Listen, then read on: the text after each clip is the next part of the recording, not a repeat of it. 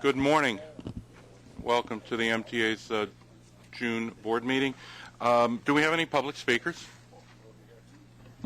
Mr. Chairman, we now have 13 public speakers registered. Okay. The first, I believe, is Assemblyman Colton. First speaker is Assemblyman William Colton from Brooklyn.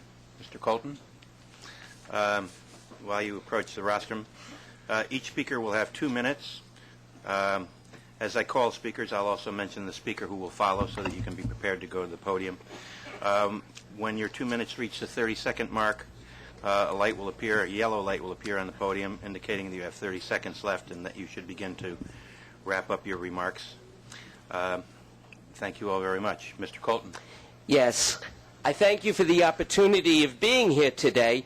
I am sorry to let you know that there are hundreds of thousands of residents of southern Brooklyn who feel that they have been ignored by the MTA during the past 18 months after the cuts to the B64 bus line.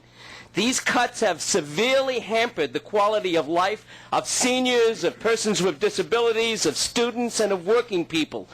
People of southern Brooklyn rely upon this bus line for their daily transportation needs, including traveling to work, to medical appointments, and to school.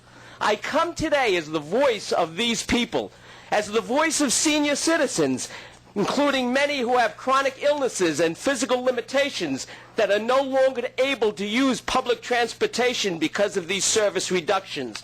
I come as the voice of one who at a rally last week said she feels like a prisoner in her own home.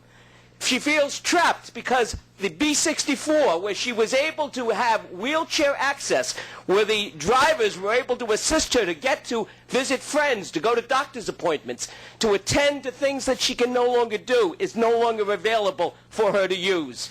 I bring with me petitions, thousands of signatures, almost 2,000 signatures from that area, including many letters from organizations such as the Most Precious Blood Parish, Our Lady of Grace, Bensonhurst West End Community Council, ASU, many others who are the voice of the people they represent. I come as the voice of disabled persons who are no longer able to use the services that they were able to when the B64 was there, stopping on their block. I come as the voice of students. I bring with me a letter from CEC 21, representing the students who use public transportation and have now been inconvenienced to the point that it disrupts their education. I come as the voice of the people of southern Brooklyn, representing their desires, their needs, their concerns, Mr. Colton? Because they no longer have this bus. I bring with me letters from Borough President Marty Markowitz, from the City Councilman Vinnie Gentile, from Assembly Member Alec Brooke-Crosney, from the United Chinese Association of Brooklyn, from the Friends of the Boardwalk, from the Southern Brooklyn Democrats, from Aurora, many, many more organizations, to try to convince you, to plead with you, to bring to your attention the disastrous effects that the cuts to this line and other bus lines have had upon them. I join with our neighbors who are representing areas where the B77 was cut, and many others. Public transportation is necessary for the city. It has got to be the mission of the MTA, and I call upon you, representing the hundreds of thousands, the millions of people that public transportation serves in New York City, that when you make cuts, it has a disastrous personal human impact upon these people, these families. I am here as their voice because they are not able to be here to speak for themselves. And I'm asking you to hear that voice, and I would like to just conclude by saying thank you for being here to hear that voice. There are other organizations where the members are not here to hear the voice when someone speaks. You are here. Listen to the voice, and please demand, fulfill, advocate for public transportation in New York City, because that is your responsibility and your duty of conscience. Thank you very much. Thank you, Assembly Member. And I present petitions and letters for you. Right. Give it to Mr. Paul Florangis. Thank you. Thank you, Mr. Colton. Our next speaker is Mario Delia. He'll be followed by Michael Doyle. Mr. Delia. Thank you very much. I write poetry in my hobby spare time, and you people have heard of Car 54, Where Are You? The title of my poem is B64, Where Are You?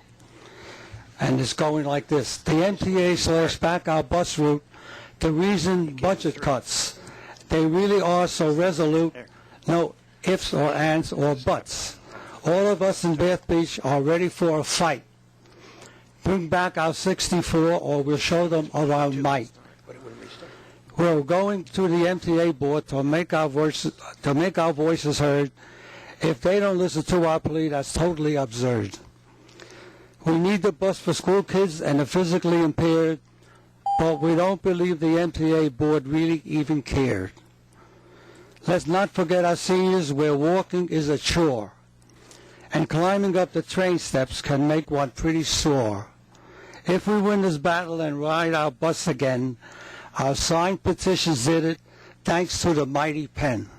Thank you very much. Thank you, Mr. Delia. The next speaker is Michael Doyle. He'll be followed by Anthony Batalico. Good morning, Mr. Chairman, members of the MTA Board. My name is Michael Doyle. I am the General Chairman of the Association of Commuter Rail Employees. We represent approximately 2,000 Metro-North employees. A recent editorial in the Poughkeepsie Journal stated that the MTA is beyond damaged goods, has lost all credibility, that its internal controls are a joke, and the state would be better off scrapping the authority. They base their conclusion on state audits that blatantly misrepresent the facts, and then politicians refusing to make the difficult choices to establish appropriate funding streams predictably attempt to score cheap political points at our expense. The hardworking men and women at the MTA and its constituent agencies are sick and tired of being used as a political punching bag. We have for years been asked to do more and more with less and less resources. We have responded time and again to these challenges. We will continue to improve going forward. A more accurate accounting of the recent history at the MTA was articulated in an op-ed in the New York Post by MTA Chairman Joseph Loda. As Chairman Loda stated, it is not yet common knowledge, but the agency is in an era of cost containment and control unlike anything in its history, as even a quick glance at the MTA's financial statement reveals. These two narratives are mutually exclusive. The employees at the MTA did not cause the economic meltdown. We have done everything in our power to provide quality service to our customers while reeling from negative consequences of the most difficult economic period since the Great Depression. It is time for all MTA board members to stand up and defend this agency. I thank you for your time. Thank you. Our next speaker is Anthony Batalico, to be followed by Robert Parchment. This thing is messed up. Hello, Mr. Chairman. Mike Doyle's a tough act to follow, but I'll do my best. My name is Anthony Batalico. I'm the General Chairman of the Association of Commuter Rail Employees. I represent, like Mike, the 2,000 employees. They cover engineers, conductors, assistant conductors, yard masters, everything that has to do with the movement of a train we represent. In a recent newspaper article that was critical of family members who followed their loved ones into the rail industry, I no longer could sit back and not come here and speak on that. The article was written as if Metro-North employees who followed their parents, uncles, aunts, or grandparents' footsteps were guilty of some wrongdoing. I, like most New Yorkers, read such, let's call it stuff, and shake our heads, and realize no wonder our state, counties, and country is in such a mess. I usually get over, let's call it stuff, pretty fast, but not this one. You see, my uncle was a subway conductor. My father spent 42 years in management and was also a chief engine dispatcher. My brother-in-law died on the railroad because he overworked himself but loved and respected his job. Our union has buried 4 members killed in the line of duty, 2 of which were sons of great employees. What makes Metro-North probably, and you can quote this, newspapers, one of the most successful public sector companies in the history of the rail industry and government in general, is not all the family members that work here, but the sense of family we are all part of. We don't just recruit family. Our union Union, in cooperation with the railroad, is at the forefront of recruiting minorities in cooperation with the Personnel Department. People like Susan Lopez, Danny Chavez, Kara Hunsinger, George Gahane, Keyshawn Williams, or our newest hiree, Christy Tashabova. This is just a small sampling. Or how the railroad under Preet Canito found a safe way to hire a deaf, mute, and an illegally blind employee. When you walk through that beautiful terminal every day, remember this: that deaf employee cleans and polishes that floor. And yes, he is the brother of a conductor I represent and proudly represent.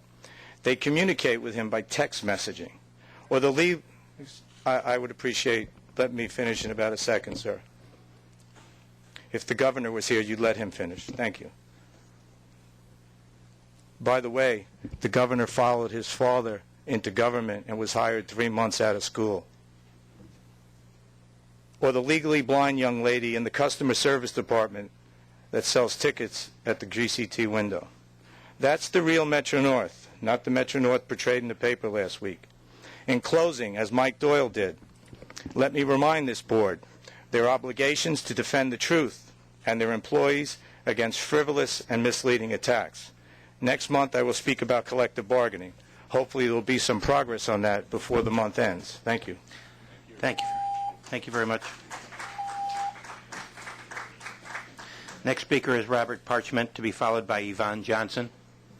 Good morning. I'm happy to be here, thankful to be here. I just want to share briefly about myself and my company. I'm a licensed plumber in New York City. I started in the mentor program at the SCA. And being in the SCA, I went from $57,000 to a banner year of 2006, close to $7 million. I became a union contractor. Now I'm fortunate and blessed to be able to work at the MTA. My first job was with Skanska. It was a great experience down on Day Street. That wouldn't have happened if it wasn't for the mentor program and for this board to endorse the program. Now I'm working in Harlem at the Mother Claire Bus Depot. It's a significant contract to us. Our company is also based in Harlem. It's $2.5 million.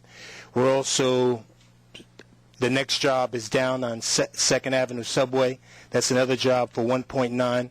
We're really excited. These opportunities were created because of the mentor program. It puts me in a position to create jobs in my community. When I create jobs in my community, things change. People's lives change. So I'm just thankful and glad to share this information with you. I'm not alone. These programs create opportunities for all New Yorkers of all different race and ethnic and makeup, which should reflect our city in creating jobs. Fair opportunity for fair work, and I'm thankful to be a part of that. Thank you.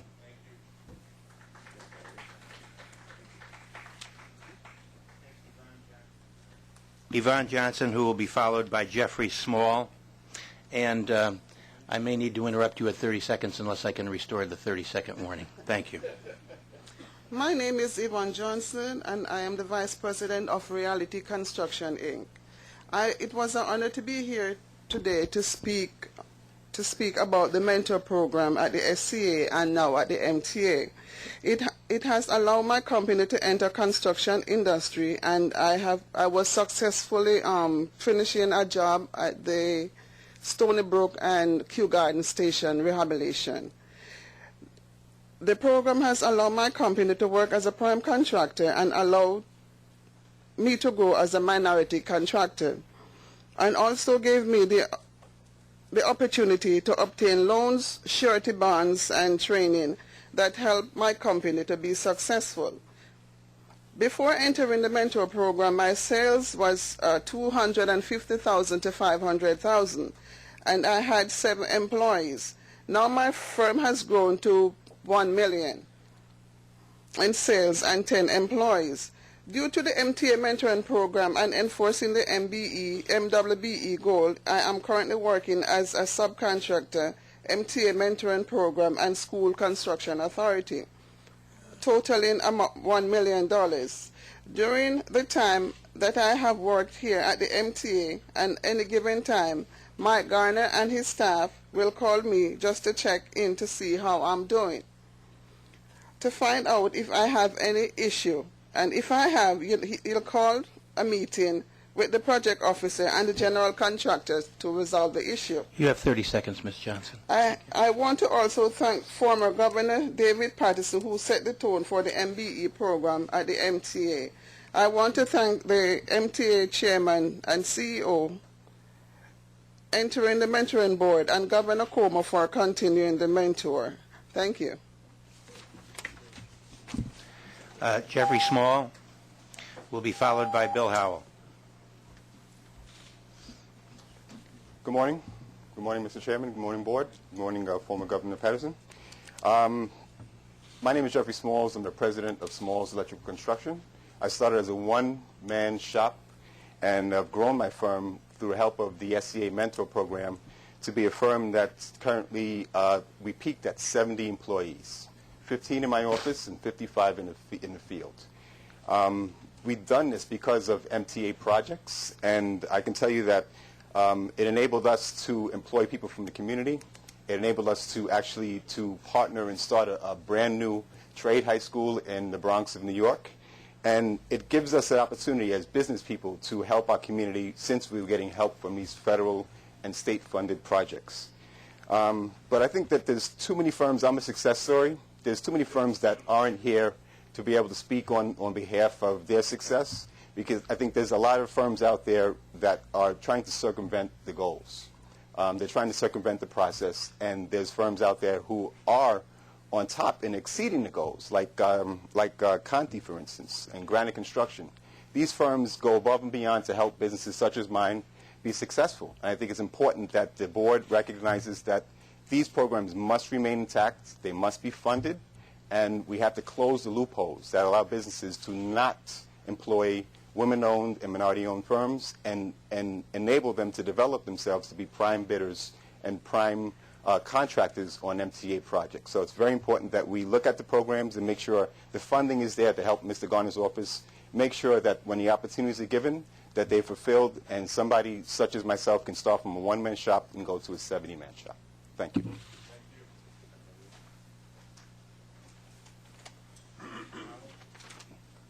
William Howell to be followed by Robert Cohen.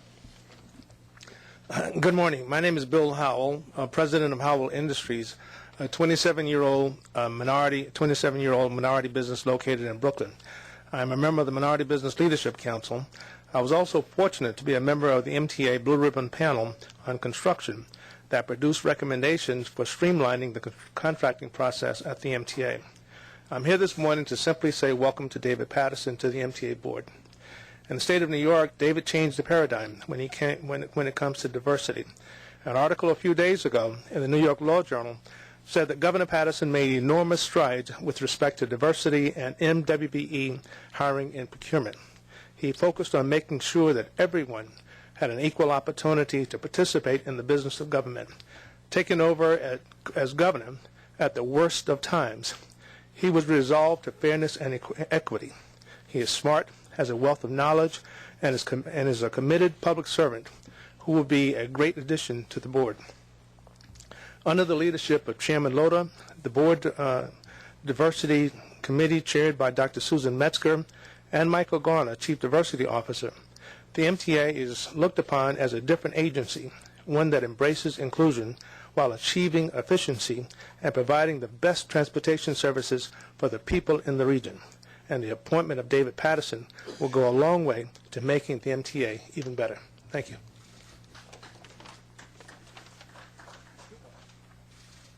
Robert Cohen to be followed by Jennifer Thorpe Mason. My name is Robert Cohen. I lived down the block in Murray Hill for 37 years, and I've lived in metropolitan New York for 74 years, minus college and the military. It's time to use common sense, and I have 5 subjects to discuss. Put back the M34 bus stops at Lex and Madison Avenue. MTA admits to only a 2-minute saving caused by the express lane and off-fare paying, not 2 less bus stops. What about the 20 to 25-minute wait I had on Saturday going to Macy's from Park Avenue and the constant bunching of M34, 34A, and other lines? It's time to admit your mistake. Change the 34A back to the 16. It's easy to do and less confusing. The SBS bus is horrible on non-SBS routes. You need to have someone spend time with my wife critiquing its problems for wheelchair, walkers, elderly with canes. Is it a perfect bus to fare beat? No mention of fare beating discusses children over 44 inches or those with wheelchairs, etc. You need to have school students provide handouts as part of their community service requirement. Parents are either ignorant of rules or just don't care. No need to have 5 enforcement people at a stop on the SBS on 34th Street. How about 2 and use the others elsewhere? Illegal parking by MTA buses on Murray Hill streets. You need to call me to further discuss that, which I've left my card. And finally, subway stop signs on the D line at 57th Street. What's the cross street? Tell us that the MTA bus only runs on weekdays with signs. I waited 45 minutes thinking that the bus ran 7 days. Thank you.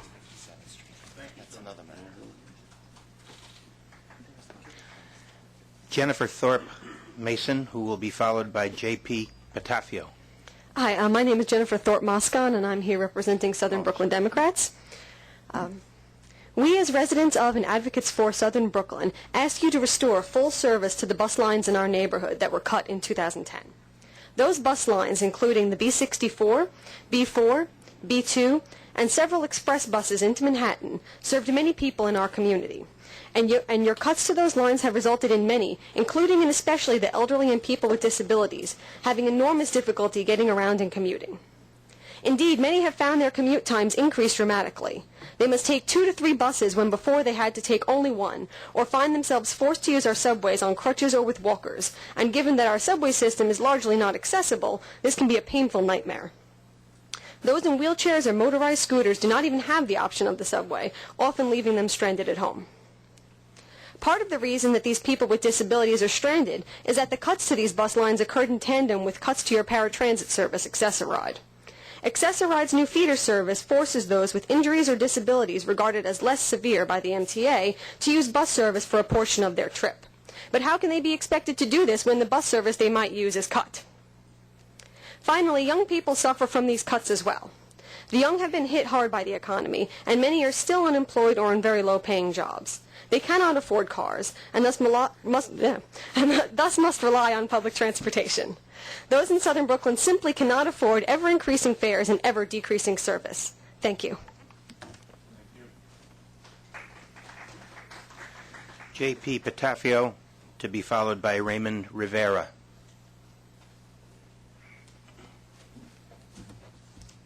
Good morning. I come as a organizer for Local 100 and also as a representative of Restore the Service for the B77.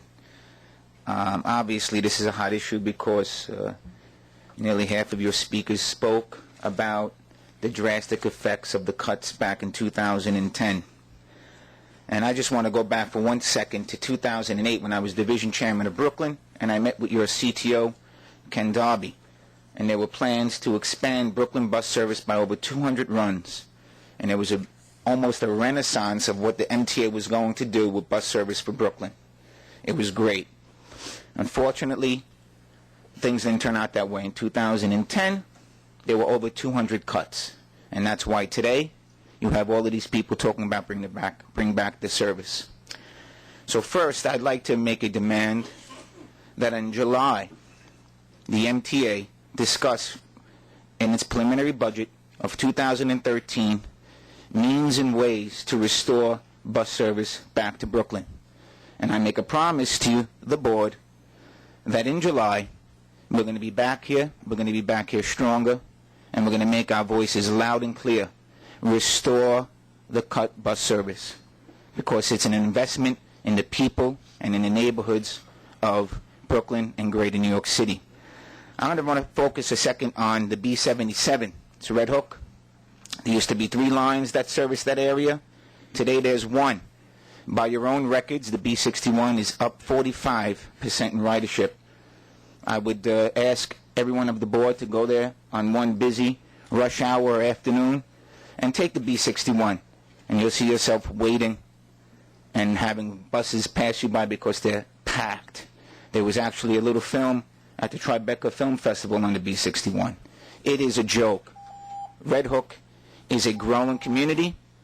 It is a flourishing community of small businesses. It has the second largest housing projects where over 8,000 people live. And let me tell you, over 50% of them don't own cars, and they rely on mass transit. There's no trains in that area, so we are making the demand. Put it in July, restore the service, put it in your preliminary budget. I have 1,500 signatures of petitions.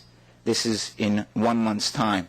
So this is a growing movement, and I'll see you back in July with more of my friends, and let's restore the bus service. Thank you. Our next speaker is Raymond Rivera, to be followed by Robert Barrios. Good morning. My name is Raymond Rivera. I'm the president and CEO of Park Avenue Building and Roofing Supplies. My organization is a building supply store located in Brooklyn.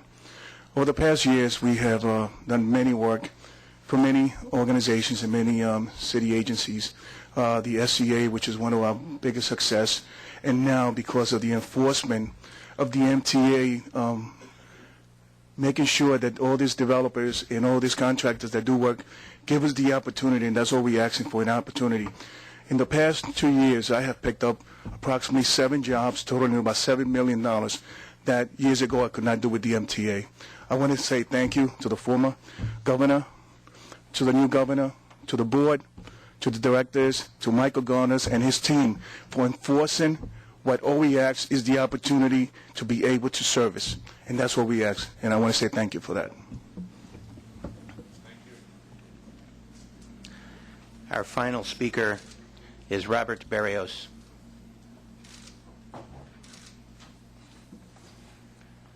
I'm here on behalf of the residents of Red Hook. One time we had 4 bus lines and 2 train lines. Right now we're stuck with these 2 buses, the 57 that runs every 15 to 20 minutes and the B61 if it comes. The MTA is starting real-time service on July 1st on the B61 bus, but it doesn't matter if I have real time because I don't need to know 4 buses are 30 minutes away. I'd like to thank the MTA Board for giving me a nice fitness program because I walk 20 blocks every day to the subway rather than wait for this bus to come. When the Hamilton Avenue Bridge or the 9th Street Bridge is open, people in Red Hook do not have no bus service. People in Carroll Garden have no bus service. So far, the DOT is doing their best to improve bus service, as well as Nelly Velasquez, Brad Landis, Sarah Gonzalez. More people would have been here, but they're still waiting for the B61 bus to show up. So I asked the MTA Board to please improve service on the B61, restore the B77, as well as return the B71, because I'm going to be losing much too much weight before the year is over. So I thank you for your time, and please, I ask you, and I actually beg of you, please return the B77 and increase service on the B61 bus. I also got some papers for you guys.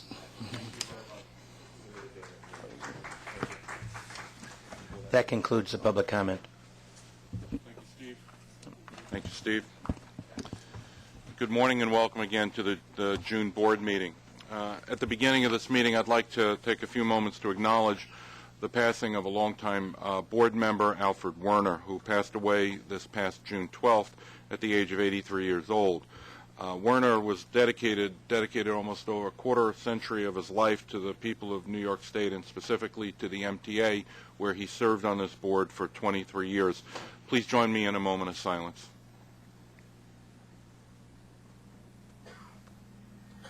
Thank you. Mitch, I understand that you wanted to... I just wanted to, as the person who followed Al Werner in this seat from Suffolk County, I just wanted to take a moment to remember Al. He was a great Long Islander, a great friend of the MTA, and a great mentor to me in my years both in the state legislature and here at the MTA. And on behalf of all the people of Suffolk County, I just want to thank Al for all of his service to the people of New York State. Thank you. Thank you, Mr. Chairman. Thank you. I'm happy to welcome today Governor David Patterson, who joins us for the first time at his first official board meeting. Governor Patterson has a great deal of knowledge about the strengths and the complexities of our transportation system.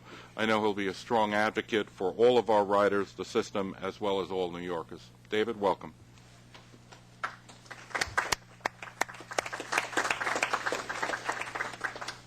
Before we begin the formal portion of our meeting, I'd like to take a moment to talk about one incredible benefit of the MTA that doesn't get nearly enough attention. I'm talking about the environmental benefit that we provide and everything that we're doing here at the MTA to save energy and to reduce our carbon footprint. About 2 months ago, we released a report, which I believe is in front of all of the members and will make available after this meeting for everyone else, a report that says that one average MTA trip saves our planet more than 10 pounds of greenhouse gas emissions. That means that a round trip saves the same amount of emissions created by burning this huge chunk of coal. And this is just a round trip. Imagine what this does for all of the round trips that we have all year long throughout the entire area. But here's the main reason why New York State has the lowest per capita energy consumption and the lowest greenhouse gas emissions in the United States. Most people don't know that, but New York is #1 in this environmental movement. Overall, we move more than 8.5 million people by transit every single day, which translates into about losing 700,000 cars that don't come into our central business district. We're working harder than ever across our entire organization to increase our energy efficiency and reduce our internal carbon footprint. Working with our partners at the New York Power Authority, we've implemented over 100 energy efficiency projects in all of our facilities, as well as along our right-of-ways. To name a few, New York City Transit recently installed a new solar thermal hot water system at our largest subway maintenance facility, eliminating an estimated 160,000 pounds of greenhouse gases every year. Metro North is upgrading its pumps, fans, steam pipes in Grand Central Terminal to cut energy consumption by 30% and to save $3 million a year. The Long Island Railroad just opened a state-of-the-art, environmentally friendly train washing facility that reuses 70% of its wash water. And MTA Bridges and Tunnels has switched to alternative fuels. They've installed LED lights along the bridges, and they started buying certified green cleaning agents, reducing greenhouse gas emissions on our bridges and tunnels by almost 20% annually. All of the environmental improvements we're making, I believe, are fantastic and don't get enough notice in the press or in the public. But the truth is, they're just a drop in the bucket compared to what we do for the environment every single day. The MTA has helped our region avoid almost 17 million metric tons of greenhouse gas emissions last year. That's the total amount of greenhouse gas emissions of the entire state of Delaware. And at that time, when gas prices are still continue to be high, causing tremendous economic pressure on most New Yorkers and all Americans, I think we should all be very lucky to be here in New York State in a region where we can avoid these considerable financial and environmental costs. So I thank you for that. Moving forward with the meeting, the minutes of last month's meeting have been distributed to all of the members. There is an amended version in the book of the April 25, 2012 Metro North Commuter Railroad minutes on pages 8 through 11 of the board materials. The amended minutes correct an inadvertent omission of the approval of the supplemental agreement with New York State Department of Transportation for the replacement of the Bridge Street Bridge in Poughkeepsie, New York. Are there any other additional corrections or admissions to the minutes? If not, I make a motion to approve. We have a motion. Second has been read. All in favor? Aye. Any opposed? Motion carries. Now I'm happy to turn the floor over to Commissioner Mitch Pally, who chaired the Finance Committee meeting this month for that report. Mitch? Thank you, Mr. Chairman. There are 3 action items this month. The first action item is to approve a resolution, documents, and activities in connection with the issuance of new money bonds in an aggregate principal amount necessary to provide net proceeds, exclusive of premiums, sufficient to fund up to $1 billion of capital projects of the transit, bus, and commuter systems. This action item also authorizes the Chairman and Chief Executive Officer, the Vice Chairman, the Chair of the Finance Committee, the Chief Financial Officer of MTA, and the Director of Finance of MTA to take such actions and to execute and deliver such documents as may be necessary or desirable to effectuate this transaction. This resolution and associated actions are described on pages 26 to 38 of the materials distributed for this meeting. The second action item is to authorize actions relating to the payment of the state assessment on the MTA and its constituent agencies for the Public Work Enforcement Fund for calendar 2012, as described on page 39 in the materials distributed for this meeting. The third action item is to approve a resolution adopting tariff changes necessary to implement a paratransit cost-saving initiative. This resolution and supporting materials are described on pages 40 to 50 in the materials distributed for this meeting. The committee recommends these action items, and I move them. Do we have a second? Do we have any questions, comments?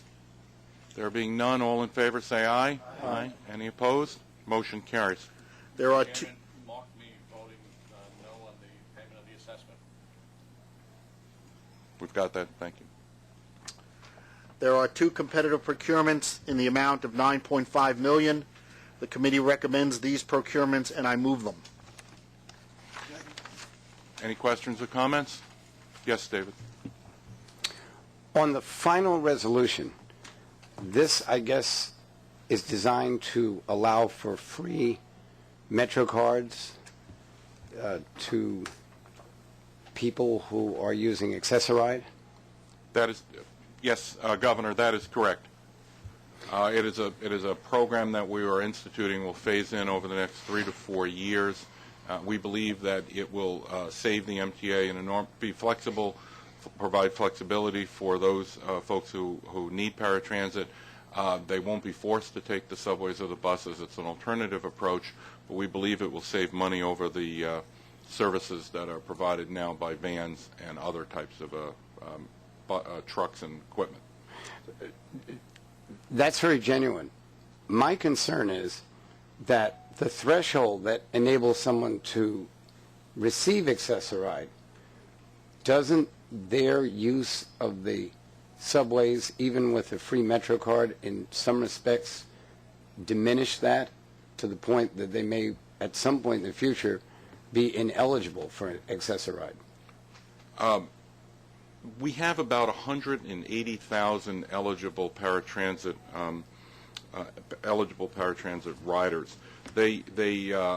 Some are incapable of using the subway. Some are incapable of using buses. They must use others.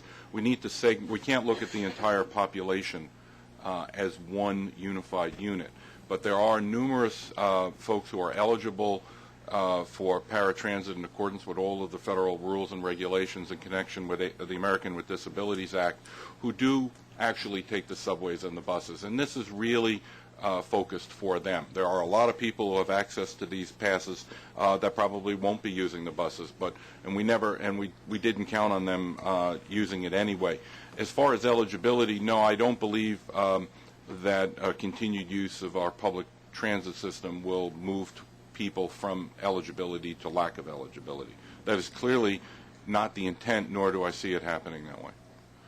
No, I think the intent is very genuine. I just want to make sure that at some late date that we don't have the conversation about people who lost their eligibility. No, and I think we're under constant oversight by the Department of Transportation, the Federal Transit Administration, who audit us for quite frequently to make sure that we never do anything to impair the American with Disabilities Act. Thank you. Thank you, Governor. Thank you. Did we vote on No, we didn't. Okay. We had a second for the two competitive procurements. All in favor, say aye. Aye. Any opposed? There being none. There are no non-competitive procurements or ratifications. There are 16 real estate action items which are described on pages 57 to 86 in the materials distributed for this meeting. The committee recommends these real estate items, and I move them. Do we have a second? Second. Okay. Any questions or comments? All in favor say aye. Aye. Any opposed? Motion carries. That concludes the Finance Committee report. I do want to thank the board for approving the Wyandanch transfer of land. That is very, very important to the people of Wyandanch and Suffolk County, so we thank the board for that approval. Okay. Thank you, Mitch. And now the report on the Transit Committee from its chairman, Mr. Mark LeBeau. Mr. Chairman, the Transit Committee met on Monday and reports the following. There are 16 procurement actions totaling $88.5 million. There are 3 non-competitive procurements for MTA New York City Transit in the total amount of $25.2 million. The committee recommends these procurements, and I move them. Do I have a second? Okay. Any questions or comments? There being none, all in favor say aye. Aye. Any opposed? Motion carries. There are 6 competitive procurements, 5 for MTA New York City Transit and 1 for the MTA Capital Construction Company, in the total amount of $38 million. The committee recommends these procurements, and I move them. Do I have a second? Second. Okay. Any questions or comments? All in favor say aye. Aye. Any opposed? Motion carries. And there are 7 ratifications, 4 for MTA New York City Transit and 3 for the MTA Capital Construction Company, in the total amount of $25.3 million. The committee recommends these ratifications, and I move them. Motion's been seconded. Are there any questions or comments? There being none, all in favor say aye. Aye. Any opposed? Motion carries. This concludes the Transit Committee report. Thank you, Mark. Okay. I chaired the this month's meeting of the Bus Operations Committee. There is 1 non-competitive procurement in the amount of $63.7 million. The committee recommends the procurement, and I move it. Second. Motion has been seconded. Are there any questions or comments? Okay. There being none, all in favor say aye. Aye. Any opposed? Motion carries. There were no competitive procurements or ratifications at the committee meeting. This concludes the Bus Operations Committee report. The Metro-North Long Island Railroad Committee is next, and it was also chaired by Mitch Pally. Mitch? Good morning, Mr. Chairman, again. The Metro-North and Long Island Railroad Committee met this month and reports the following. There are 9 procurement actions in the total amount of $14.76 million. There are 4 non-competitive procurements, 3 for Metro-North Railroad and 1 for the MTA Capital Construction Company, in the total amount of $1.36 million. The committee recommends these procurements, and I move them. Second. Motion has been seconded. Any questions or comments? There being none, all in favor say aye. Aye. Any opposed? Motion carries. There are 5 competitive procurements, 3 for Long Island Railroad, 1 for Metro-North Railroad, and 1 for the MTA Capital Construction Company, in the total amount of $13.4 million. The committee recommends these procurements, and I move them. Second. Motion has been seconded. Any questions or comments? All in favor say aye. Aye. Any opposed? Motion carries.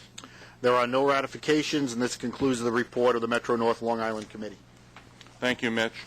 Next, Commissioner Alan Capelli will present a report of the Bridges and Tunnels Committee. Good morning, Mr. Chairman. Bridges and Tunnels met this month and report the following. 1 modification of a non-competitive procurement to extend the period of performance with no additional costs associated with the modification. The committee recommends the procurement item, and I move it. Second. Any questions or comments? There being none, all in favor say aye. Aye. Any opposed? Motion carries. There are 14 competitive procurements in the total amount of $79.26 million. The committee recommends these procurements, and I move them. Seconded. And any questions or comments? There being none, all in favor say aye. Aye. Any opposed? Motion carries. There being no ratifications, this will conclude the Bridges and Tunnels Committee report. Thank you, Mr. Chairman. Thank you, sir. And now may I have a motion to convene an executive session of the board to discuss a matter pursuant to Section 1051E of the New York State Public Offices Law. I'll put forward that motion. Do I have a second? Okay. All in favor? Any opposed? Okay. Now we will go into executive session at this time, so if everyone who's not a member of the board or executive staff, please exit the room. We will come back into session immediately after that meeting.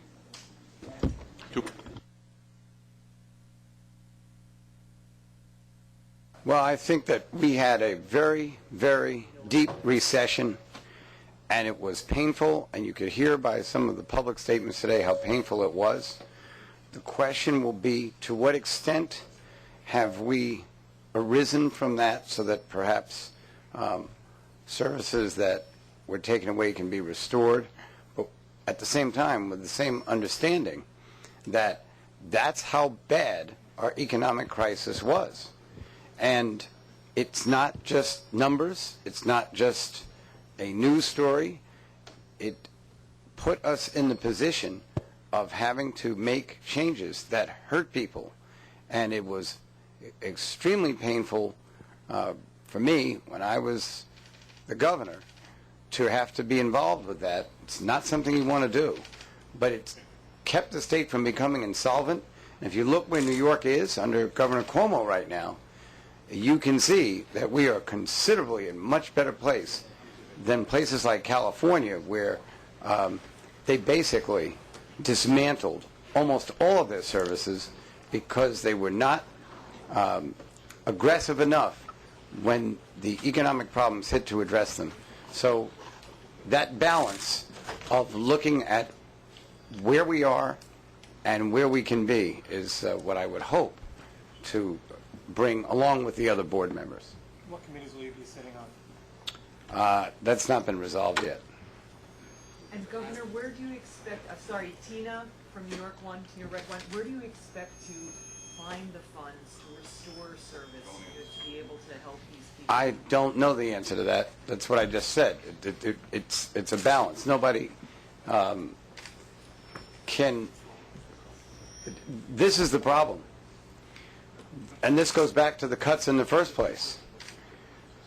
Everybody could tell me what they didn't want cut, but no one could tell me how we balance the budget. And since that hasn't changed, we still have some developmental issues to address. Governor Patterson, you are riding the subways again. Can you tell us a little bit about your experiences? I did a graduation in the Bronx on Thursday. We got on the number 2 train, and there's a man who was playing the guitar. He apparently plays on his way to work every day, and the passengers sing with him. He was singing Feliz Navidad. He changed it to Feliz the Governor. So I took pictures with everyone there. A man came up to me and said that his significant other said, "Isn't it wonderful? He's riding the trains." He said, "That's BS. He doesn't ride the trains. That was a photo opportunity." He said, "Then I'm sitting on the train and you get on right in front of me." So I came over to apologize. First apology I've gotten in 10 years. Thank you. Thank you. Thank you all.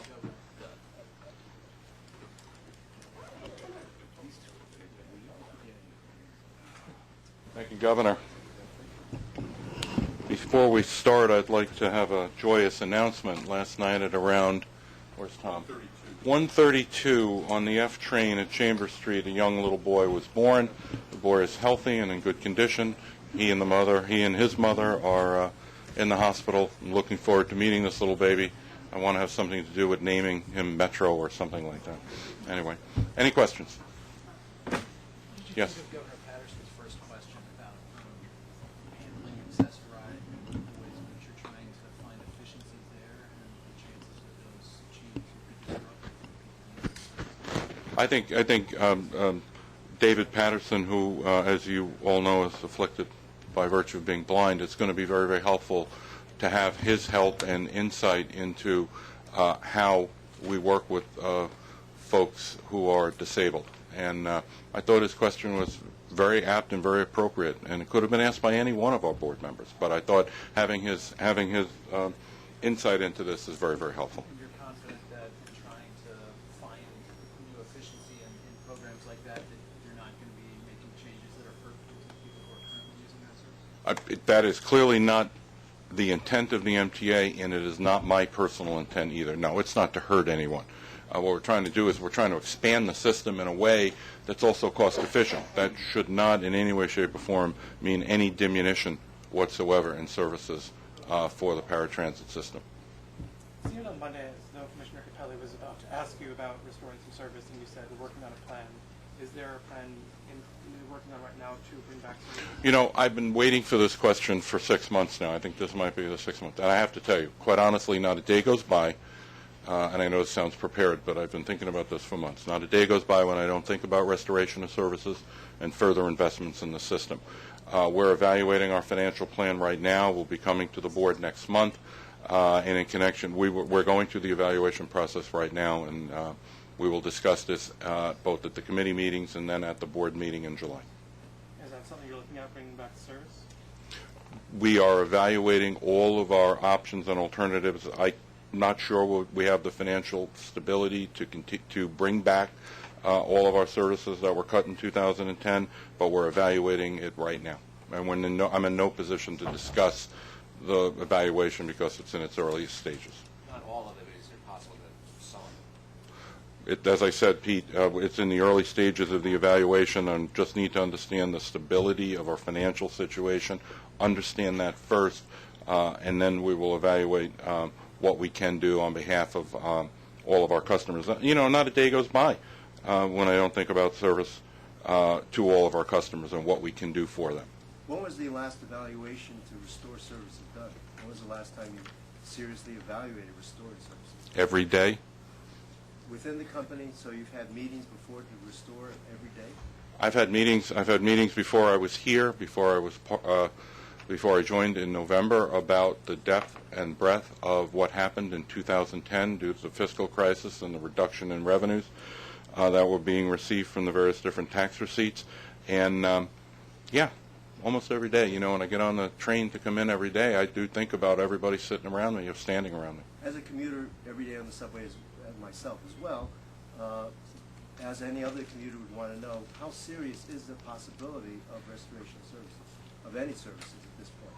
As I've said, and as my predecessor said, when and if, and I think Governor Patterson might have just said this as well, when we have a stable financial situation where we can have the stability of putting services back. You don't want to have a situation where you put it back, take it off, put it back, take it off. You need a stable system. And as soon as we know we're in a stable financial situation, we will have a very serious discussion and debate on that. Topics? Yes? When do you plan to set the hearings? When do you plan to set hearings for the fare increase that is scheduled to go into effect next year? And do you anticipate increasing the fare early in the year, later in the year? What you're thinking about? Right now, we will be going to the board in July with our financial plan. We would like to, at that time, also go to the board with the grant getting permission to have public hearings. It's our expectation that the public hearings will be in November of this year. And as far as a fare increase is concerned, we can, you know, if in fact that's the sense of the board, we can discuss it at that time when something like that could be implemented. But it'll all be laid out as well as in our financial plan. Ranisha from WNBC. I wanted to ask you about Southbury Station, one of the newest stations. Andrew's still asleep? Yeah, so I'm sure you saw our story last night. What's your response? I read it. I didn't. I mean, no, I'm concerned about that, having been in that station many, many times. I'm also concerned about what's causing the problem. The rising water table in Lower Manhattan, as well as everywhere on the entire East Coast, is significantly higher, and it's causing all kinds of problems within anything that's underground. The water table is up now somewhere almost a foot from when that project first started, so there's water coming in. We're doing everything we can. We're working with the contractor who is involved in trying to find ways to remediate and seal that station even more. How are negotiations going with the TWU? Negotiations with the TWU are proceeding. I spoke to John Sunday afternoon, and they're proceeding. We have a formal discussion, meeting with them. I know when I say this, it'll be in the paper, so we're having a formal meeting with them on Friday. They're proceeding well. Are you feeling any effects right now from the ongoing inability of the Congress to continue the transportation bill? Are there any short-term repercussions? There are no short-term repercussions, but I do worry about what's going on in the Congress regarding the funding. I mean, it has a significant impact not on our operating budget, but on our capital budget. I mean, such a significant portion of our capital budget is funded, both for our major projects as well as the state of good repair. And I'm concerned about that. It looks like we're going to have another extension or a short bill. I mean, there's a lot of things going on in Washington. I am worried about it, but there are no real short-term implications. Question for somebody who hasn't asked one yet? How do you think the public will take the notion of a fare hike, given the fact that they see so much fare beating going on and that the system is losing, especially in buses, some $50 million a year? How can you... We're going to do everything we can, Pete, and we've started, which is why I met with the police commissioner to start increasing enforcement. Have met and discussed with Dan Donovan in Staten Island various different programs as far as what to happen to those folks who are convicted of fare beating. We'll be working with all the other district attorneys on following up on fare beating, and we're going to see an increase. You know, there always is going to be a number for fare beaters. A lot of the information that I'm finding out about fare beating is that when they see students getting on board in the back of the bus, and then when they're asked, you know, you're not allowed to get on, they then produce their student cards. So all of a sudden, that's not fare beating. So what we need to do is we need to really, and educating those folks both within the NYPD as well as the New York City Transit Eagle team to understand, you know, what to ask and how to ask it. And so we're trying to determine, as you know, the number, what the estimate of what we're losing is truly that, an estimate, a lowercase e. It's not a very formal number. And as we delve into it, we're finding out that what we thought was all the fare beating was not. In fact, many of the students who have the student cards then produce them. And so... But if you don't swipe, it's fare beating because then you can swipe somewhere else, right? I mean, I can just jump the turnstile and show my Metro card. But there are nuances for students who have the free Metro card. They have X number of free rides. It's different than what you and I have. To the fare beating as well. The numbers released on Monday, something like 3/4 of the arrests came out of the Bronx. I know it's got something to do with enforcement. Is there any sense of where this is happening most, and have these arrest numbers provided any clarity to that? It's too early to see any trends whatsoever. It's happening in all 5 boroughs, and it's happening. Thank you. Thank you all. Any? One more follow-up. I think this is You bet. the story about the water table coming up. What station was that, and can you tell us a little bit more about what's happening specifically in there that's a problem? That's problematic. At the end of the number 1 line, down at South Ferry. Sorry, thank you. Where Staten Island Ferry leaves. From it was renovated, and as part of the renovations, there's some leakage coming through, and you can see it on the tiles. What's happening is that it was not properly sealed. And what's also happening is that the water table is rising. There have been articles written many, many places, not specifically about Manhattan, but the entire East Coast. And in fact, I think the Journal of the Times this week had an article earlier this week, an article about, you know, how much the water table is up and how what used to be sea level is now below, you know, sea level is rising. That has an impact because, you know, Lower Manhattan is itself pretty much at or below sea level. So when you dig down into the ground, you're digging in water. It needs to be properly sealed. We're working with the contractor, who built this system, to try to find ways to remediate this problem.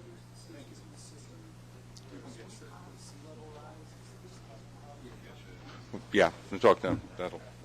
Thanks.